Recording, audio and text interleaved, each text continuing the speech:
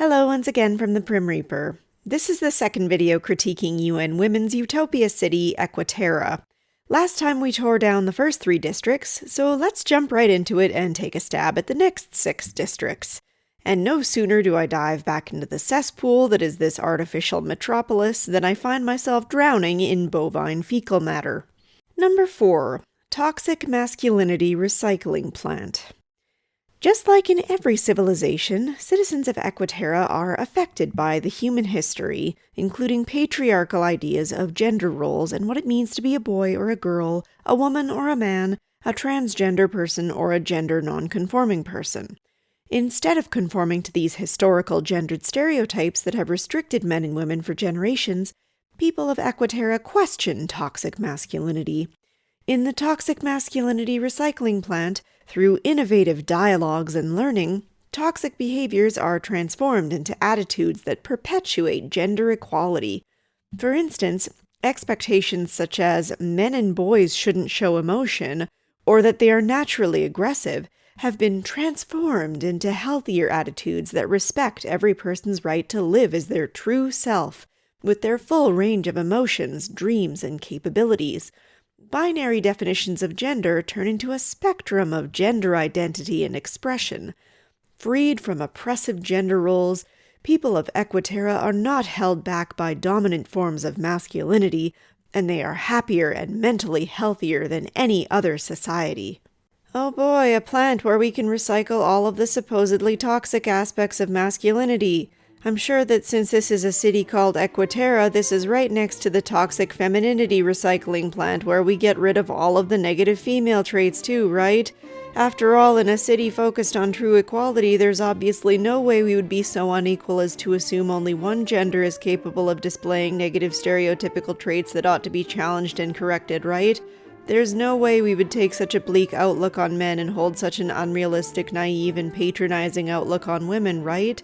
While we're at it, there's no way we would make such blatantly sexist and obviously unequal assumptions that only men are capable of sexist jokes or that only men need to be reminded that no means no, right? Right? Oh. You know, I've talked this subject to death, so I don't want to turn this into a whole nother video just venting about the concept of toxic masculinity. However, I really want to explore a pattern that comes across rather strongly in this little excerpt.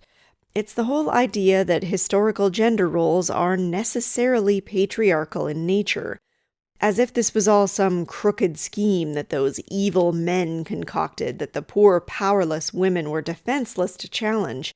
This rather than the consideration that many women of history were in fact quite contented with these gender roles, thank you very much, and not only contributed to their remaining in place, but in many instances fought for them or used them to their advantage. For example, let me read you a section from a separate article I found on anti-suffragettes that I felt was very interesting. Gertrude Bell spent her life defying the expectations of her sex. A brilliant scholar, she became the first woman to graduate from the University of Oxford with a first in modern history before traveling the world. She conquered as a mountaineer, a peak in the Swiss Alps is named after her, learned 8 languages, taught herself archaeology, mapped uncharted lands, and wrote about her time in the Middle East. After World War I, when she worked for British intelligence, Bell was chosen as the only female delegate for the Cairo Conference, where she drew the borders for the modern nation of Iraq and helped put Faisal I on the throne. Bell held her own with ministers, military officers, and kings, and stood against prejudice with steely-eyed determination. Yet, throughout her accomplishments, she remained opposed to women having the vote. She served as a secretary when the Women's National Anti-Suffrage League was formed in 1908 and headed a northern branch. She once wrote about the regrettable program of the suffragettes and believed that the vast majority of women lacked the intellectual capacity to engage in political debate. Bell was not pioneering for womankind, she was a woman on her own. And yet, despite examples like this obviously highly empowered and obviously independently intelligent woman, this article still portrays those with beliefs similarly anti-suffragist to her as being hapless slaves to the status quo of men being considered intellectually superior than women. I wonder if the individual who wrote this article using these words were to go back in time and tell them to these women, if they would be regarded as being the empowered one. You know, by implying these poor women were just so brainwashed by men that they couldn't even make their own decisions rather than just being individuals living in a different time with different customs and making what they believed were informed decisions based on the conventions of the time. But anyway, I've gotten a bit far afield here and I apologize about that. The fact that Equiterra is all too willing to make negative assumptions about masculinity that it isn't then willing to make about femininity should really tell you all you need to know about the real equity in their intentions. Pro tip, it doesn't paint a very positive picture of masculine or feminine ways of being. But anyway, let's move on to the next district. Number 5. Inclusion Square. 2 men stand together watching their son play on the jungle gym. He's made friends with a child in a wheelchair and another little girl. They're playing pretend. They're all knights guarding their castle against imaginary enemies. Inclusion Square is where families and friends meet to relax and spend time outside. Anyone and everyone can enjoy the space. It's accessible for those living with disability. People don't feel judged or discriminated against on the basis of their sexual orientation, race, religion, or socioeconomic standing. Here, everyone feels welcomed and included. Here, everyone is safe and able to enjoy themselves.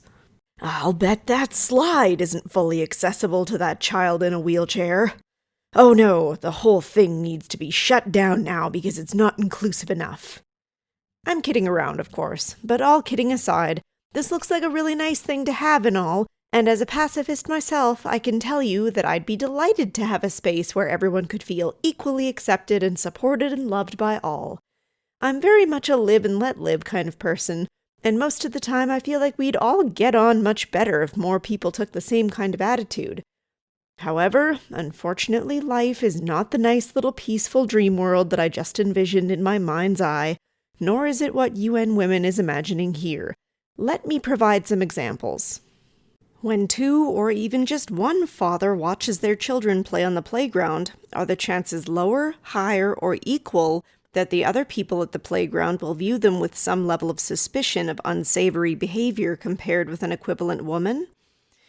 Is someone whose religion tells them that homosexual relationships are a sin, perhaps even worthy of divine retribution, going to feel comfortable in a space where such relationships are otherwise accepted and out in the open?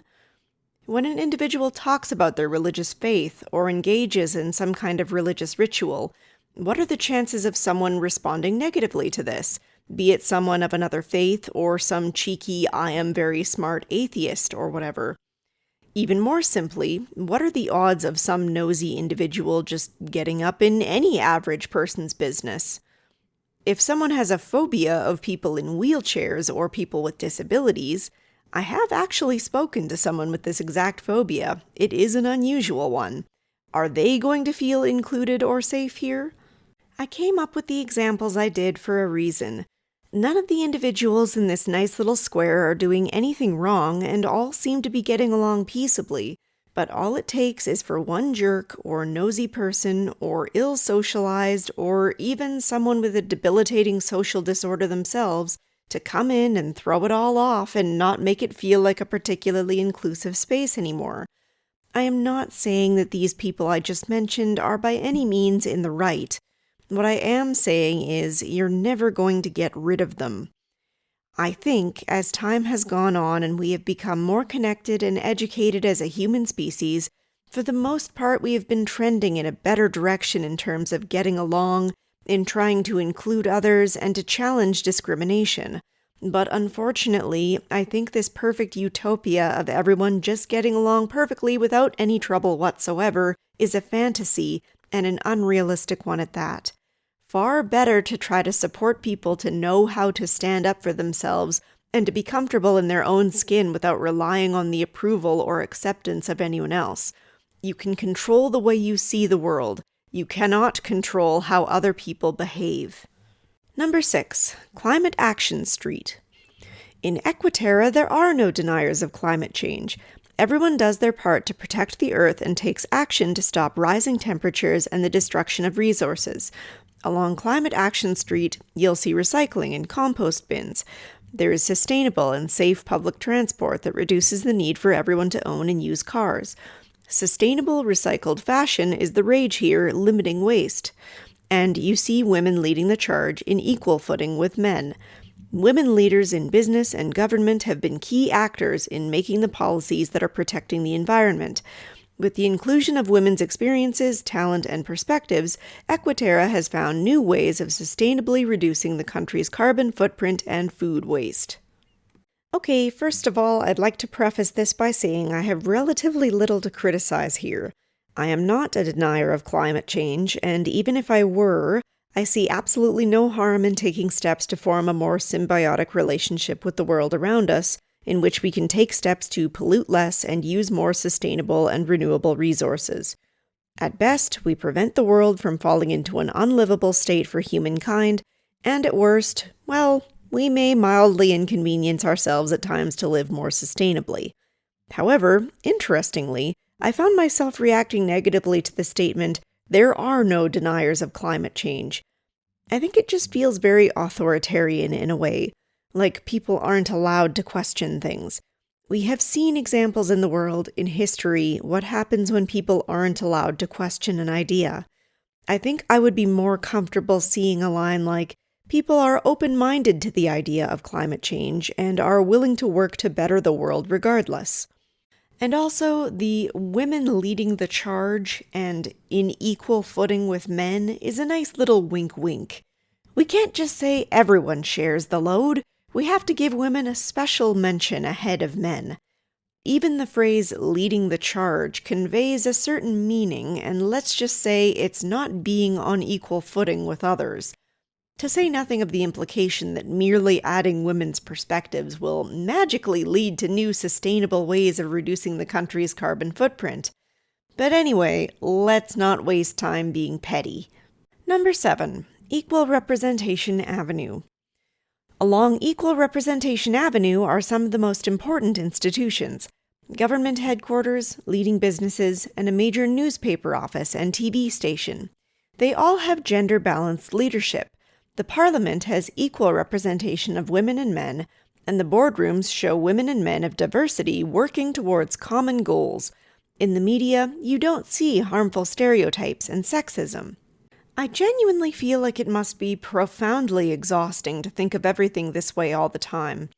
This weird book balancing where we must have a representative of every race, sex, and creed in absolutely everything at all times, regardless of differing interests or anything else.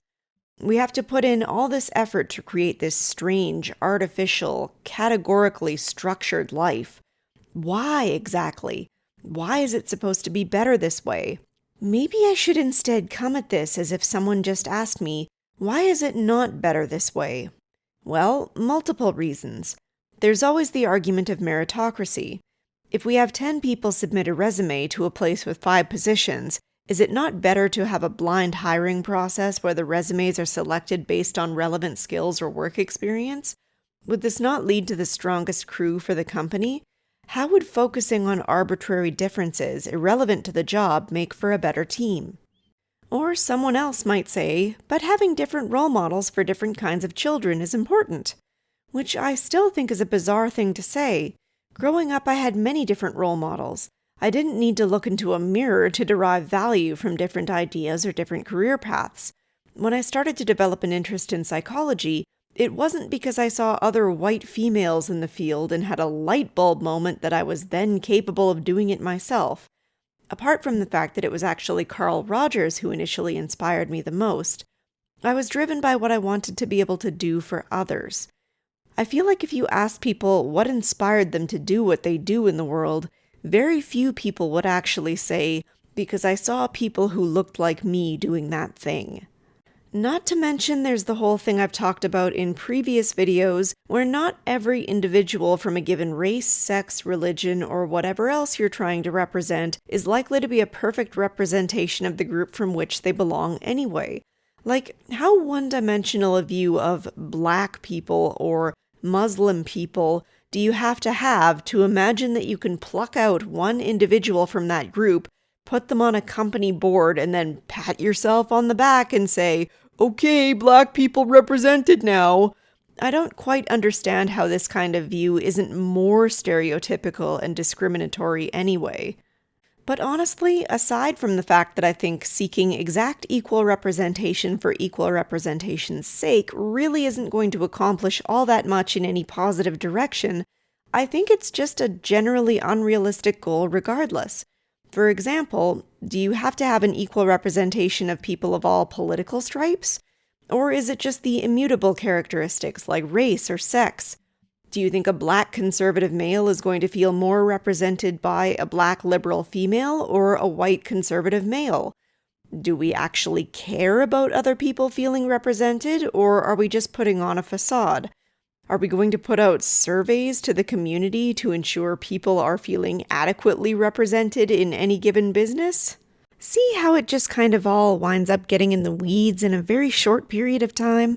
I have a feeling Equiterra is going to be wasting an awful lot of time on an awful lot of things that don't really matter all that much in the grand scheme of things.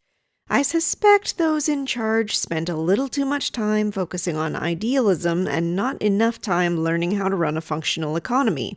Seems to me they should have spent a little bit more time on 8. Education Boulevard. In Equiterra, education is a top priority. On the school grounds, you see young girls and boys reading history books that include stories of both women and men who have shaped their communities and culture. Children attend school without worrying about their safety, and girls and boys share chores at home. They have access to all the books and technology they need to learn and grow. Girls are taught science and math without the presumption that it's not for them. Boys learn humanities and art and learn the importance of gender equality. There's no such thing as child marriage that pulls girls out of school to become brides. It is so weird how this section jumps from topic to topic. Everyone learns equal history. Oh, and they're all perfectly safe. Oh, and they share chores. Oh, and no one is getting child married. It's strangely jarring. Mostly, each section in itself isn't too serious of an issue, but again, I'm mostly having problems with the way they're framing it, like highlighting safety as though schools and universities aren't some of the safest places to be as it is. I know we hear terrifying stories of shootings and rampant college sexual assault, but again, as I have talked about before, these scenarios are A, not more common in schools than they are off it, and B, the statistics have been bloated to make it appear that negative occurrences are more common than they are. Or making it seem as though women are pushed away from science and math rather than pushed towards it with promises of scholarships and high praise. Or that it is for some reason only boys that need to learn the importance of gender equality, whatever your version of gender equality may look like. Or putting education is a right on the side of the humanities building where there is likely no actual education occurring. I'm joking, humanities majors. Calm down. I think if we really wanted to focus on making a tangible improvement to education, we would put our focus on improving education quality and access in impoverished communities rather than needlessly trying to shoehorn men and women into fields they might not be interested in the name of equality. But whatever, man. Moving on to the last section. Number 9. Freedom Avenue. Freedom is one of the guiding principles of life in Equiterra. Unless you are a woman who is not interested in STEM. Freedom of expression and movement, freedom to choose your identity, and freedom to choose how many children you have and to have control over your own body. Along Freedom Avenue are the resources to guide some of these choices. Here, you will find access to safe, voluntary family planning information. Comprehensive education about sexuality and sexual and reproductive health and rights is part of the school curricula and available to everyone. In Equiterra, since everyone is empowered to access such information and services, couples and individuals can plan if and when and how many children they want to have. Women can complete their education, pursue their careers, and enjoy better health. They are leaders in shaping health policies and budgets that affect their lives. Every woman or girl, whether young or old, can get HIV testing and treatment without stigma or discrimination. In Equiterra, public health systems are fully funded and staffed, user fees are a thing of the past. It's funny to have a section talking about freedom after all the ridiculous social engineering we've been talking about previously to this, isn't it? And make no mistake, they're talking about all of this as if it is just freedom to choose as you please, but I think the fact that this place resembles no natural society that has ever arisen in human history demonstrates just how much you would need to force in order to have it come out this way. Freedom my ass. That aside, though, on the very surface, I'm in support and agreement of the freedoms they're referencing here. Freedom of expression? Great. I'm not actually sure they really agree with that one, though, given the toxic masculinity recycling plant we talked about earlier. Freedom to choose your identity? Yeah, fine, whatever. It's not hurting anybody. Unless, of course, you're threatening to get people fired for not acknowledging it, but then you wouldn't be being very respectful of their freedom, would you? Freedom of reproductive choice? Hey, I've always said that must be available to people in a legal and safe way, otherwise people will seek it out in illegal and unsafe ways. It doesn't have to be anyone's favorite thing, and nobody has to get an abortion for themselves if they don't want to, but nothing good comes of making it inaccessible. But again, we then take another left turn into inequality by focusing exclusively on women being able to finish their education and pursue their careers. Only women being able to get HIV testing. I'm sure they would respond by saying they're not intending to exclude men from this or any other examples we've pulled from this page, but it's clear by the way they've approached all of these subjects what demographic they are prioritizing. And pro tip, by privileging one demographic over another, you are not behaving in a way that is equal, not by any real-world definition of the word anyway. And one last general comment. Is it just me, or are there like an excessively unrealistic number of gay and lesbian couples living in Equiterra? I mean, look at this. We have at least 1, 2, 3, 4 for certain. These two up here might be holding hands as well, or it might just be the way their arms are positioned. And this couple may or may not be as well, although that might just be a dude who likes wearing pink pumps. Now, I've obviously got nothing against non-heterosexual relationships, but when you're portraying your utopia as being mostly non-straight, that's just absurdly unrealistic on its face. Get ready for your advanced society to die out in 3 generations. Even more than that, and I'm trying to figure out how to best word this to get my point across, I don't understand why things like this always seem to portray gay and lesbian relationships as being somehow inherently good, even better, than straight relationships. I would not be in a better, purer relationship if I had ended up with a woman instead of a man. It would just be a different relationship with a different person. Portraying non-straight couples in this way is both weirdly patronizing and almost creepily fetishistic, in my opinion. I mean, I'm sure there are gay and lesbian individuals who would like to envision themselves living in a society comprised of nothing but other gay or lesbian individuals, but to the average person in a non-straight relationship, it's just going to come across as pandering. And there we have it, everyone. UN Women's definitely 100% equal, but especially for women perfect utopia, where people, but especially women, can engage in such rare and thrilling activities as walking home safely from work, going to STEM classes, and having a job. Truly, luxuries one can only dream of. Now, if you'll excuse me, I have to go prepare for a meeting in which I'll feel respected and heard, but that could definitely have been sent in a 5-paragraph email. Now, just before I end this video, I wanted to make a quick addendum before I forget. Someone mentioned on one of my recent videos that they were shown 6 video advertisements throughout the video.